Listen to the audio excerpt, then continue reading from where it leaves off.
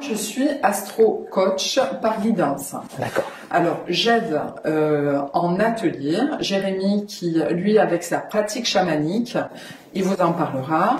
Moi, de mon côté, je vais aider les gens dans le développement personnel à sortir leurs émotions, à leurs schémas répétitifs qui ne cessent de tourner en rond, suivant des cycles et des périodes, où beaucoup d'émotions sont derrière tous ces états d'âme, comme le déni de soi, les trahisons, etc., que beaucoup de gens vivent au quotidien. Donc, je suis là pour les aider à sortir de ces états d'âme. Bon, alors pour le chamanisme. Alors en fait, moi je fais pratiquement la même chose, mais avec d'autres outils. Je fais moi-même cracher des émotions des gens qui retiennent. Et on sait que quand on retient, on crée. On crée des mots, peu importe les mots qu'on crée. Donc en fait, ce que je fais et ce que Marina fait, c'est qu'on fait tous les deux sortir les émotions. Donc les gens de leur état, comme elle dit, l'état d'âme.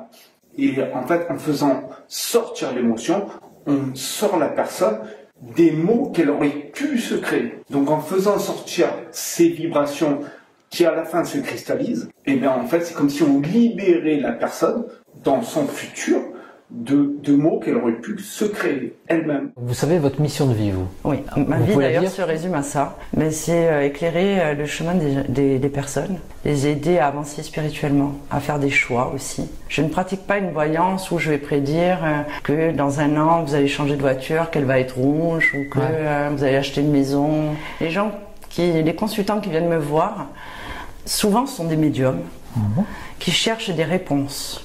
C'est pour ça que j'ai décidé de faire des conférences. Qu'est-ce que la médiumnité? Comment l'accepter, la développer? Parce qu'au jour d'aujourd'hui, je pense que le taux vibratoire de la Terre augmentant, les gens sont de plus en plus sensibles aux énergies. Et moi, j'estime que nous naissons tous médiums. Nous avons tous des capacités qui ne demandent qu'à être développées. Donc, après, il y en a qui voient, il y en a qui entendent. Exactement. Donc c'est d'une manière physique. On ne peut pas se tromper. Comment vous faites la différence d'ailleurs entre les voix que vous entendez, ce que vous voyez avec les hallucinations auditives ou visuelles? Comment vous arrivez bien à faire la part des choses?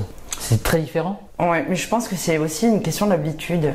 On se rend compte réellement. Pour ce qui est de la vision, parfois c'est un peu difficile. Mais bon, on a quelques indices quand même. Hein. Ah oui? Quels sont les indices? En fait, il faut savoir que réflexologie, ça vient de zones réflexes. Et les zones réflexes, c'est pas réflexe comme quand on vous met un petit coup dans le genou là et ça part.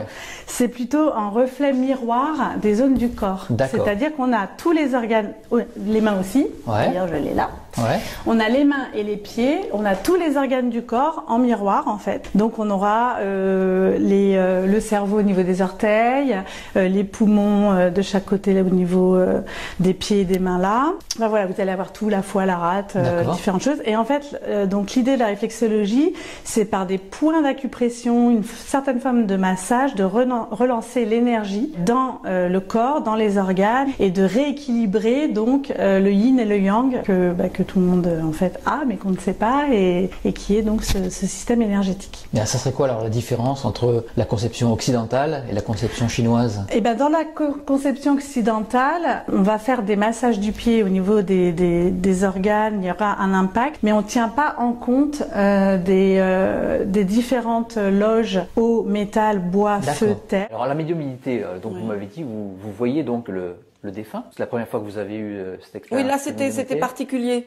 Effectivement, il s'est présenté à moi, mais après ça se traduit autrement. Enfin, quand je travaille, lorsqu'une personne vient me voir, je lui demande de m'apporter le support d'une photo. Voilà. Il est évident qu'elle ne doit, lorsqu'elle prend contact avec moi, ne me donner absolument aucune information, éventuellement le lien de parenté, mais pas de prénom, pas de date, rien du tout. Elle vient avec sa photo. Et là, je dois, ce qui est absolument essentiel, identifier le défunt. D'accord? La médiumnité, c'est pas il va bien, tout va bien, il vous aime, ça n'importe quel crétin moyen est capable de le dire. D'accord? Donc la partie première, c'est l'identification du défunt à travers sa vie, sa mort, ce qu'il aimait, ce qu'il n'aimait pas. Dans cette première partie, elle ne me répond que par oui ou par non. Elle ne me parle pas. Ce n'est pas à elle de parler, c'est au défunt de parler de façon à ce que celui qui est en face de moi reconnaisse son défunt. D'accord? Et là, c'est là où on a des choses qui sont extrêmement émouvantes et très jolies, parce que, et une fois que l'identification est finie, que la personne, elle peut également enregistrer, annoter tout ce qui a été dit, on va revenir sur tout ce qui a été dit, parce que c'est frustrant de répondre que par oui ou par non. Donc on revient, et là on étoffe et on pose des questions, voilà. Et là, elle repart avec un package complet de son défunt, et là elle peut dire mais oui, c'est lui. La signification de shiatsu, c'est un terme japonais qui signifie pression des doigts, direction. Déjà, ça c'est une première chose. Alors dans le monde entier, il y a différents styles de shiatsu, tu te doutes bien, il y a plusieurs écoles. Ouais. Pour ma part, je pratique le zen shiatsu. C'est un style de shiatsu pratiqué créé surtout par maître Shizuto Masunaga.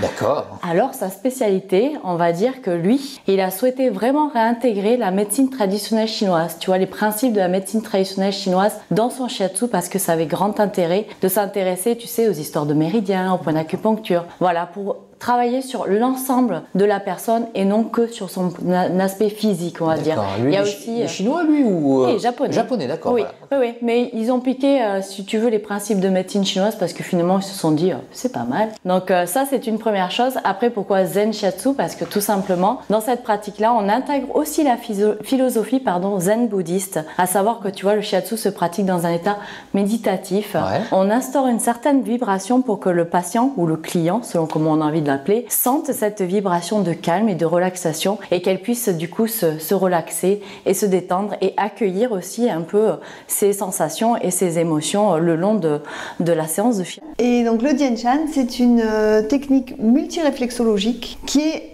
on va dire à la lisière entre la réflexologie et l'acupuncture sans aiguille. En fait, la particularité par rapport aux autres réflexologies, par exemple, si on prend la plantaire ou la palmaire, on va retrouver une zone par organe. D'accord. La particularité du Dianshan, c'est qu'il y a plusieurs schémas. D'accord. Donc on va pouvoir travailler une zone à différents endroits sur le visage par rapport à des cartographies. Donc on travaille sur des zones et on travaille également sur des points qui sont des points. Alors certains points vont être des points d'acupuncture, mais d'autres non, puisqu'en fait en acupuncture il y a 357 points d'acupuncture dans le corps. Au niveau du Dianshan, il y a plus de 500 points que sur le visage. Que sur le visage. Certains vont être identiques, d'autres ce sont vraiment des points trouvés par le professeur Buikwakusho. Alors l'iridologie, qu'est-ce que c'est? Alors là on va s'intéresser aux iris, c'est-à-dire la couleur qui constitue justement nos yeux, nos iris tout simplement. Alors en tant que biologiste, c'est intéressant dans le sens où moi initialement je suis vidéomicroscopiste. Vidéomicroscopiste. C'est-à-dire que lorsque je travaillais à l'INSERM, je travaillais beaucoup avec la vidéomicroscopie. Ouais. C'est-à-dire que je prenais en photo, je faisais des films, des tissus vivants in vitro. Donc j'ai toujours eu la particularité de vouloir filmer le vivant ou de regarder le vivant. Et à travers les iris, on va prendre en photo justement une structure vivante. Et cette structure vivante qui sont nos yeux, nos iris sont richement vascularisés et possèdent énormément de terminaisons nerveuses. Et toutes ces terminaisons nerveuses vont nous renseigner d'une certaine façon de l'état du fonctionnement de notre système nerveux autonome. Parce qu'il peut y avoir un parallèle entre ce qu'on appelle les plages réflexes, qu'on pourrait trouver en réflexologie plantaire ou palmaire ou à travers l'auriculothérapie. On a ces mêmes plages réflexes au niveau de nos iris, mais à travers l'innervation, à travers le fonctionnement du système nerveux. Donc simplement en regardant les yeux, on va avoir des informations sur l'état nerveux de chacun de nos organes qui constituent notre organisme. C'est comme si on avait une fenêtre sur le vivant sans avoir à faire de biopsie ou sans avoir à faire de prélèvement en fait. Est-ce que vous voyez votre corps quand vous sortez? Oui, bah oui, parce qu'en fait je suis allongée, puis ensuite je tourne, et quand je tourne ensuite je me retrouve debout à flotter et je vois mon corps. Et ce qui m'interpelle, c'est de sentir l'être de lumière qui est au pied de mon lit en fait, et qui revient me chercher. Et quand il voit que je commence à... En fait, il doit bien ressentir ma panique, puisqu'on communique par la pensée et par les sentiments et tout, et donc il se rend compte que je panique, donc il me dit, d'un air de dire très calme, c'est pas grave, si c'est pas cette fois, ce sera quand tu voudras, tu pars quand tu veux, tu t'en vas quand tu veux. Et le monde matériel autour de vous, c'était le même? C'était ma chambre. C'était la chambre. Voilà, il n'y avait rien de neuf sous le soleil, la même chose que la première fois. Je pense que si j'avais eu des membres de ma famille dans la chambre, comme la dernière fois, je pouvais les voir, interagir avec mon corps, etc. Et c'était la même chose.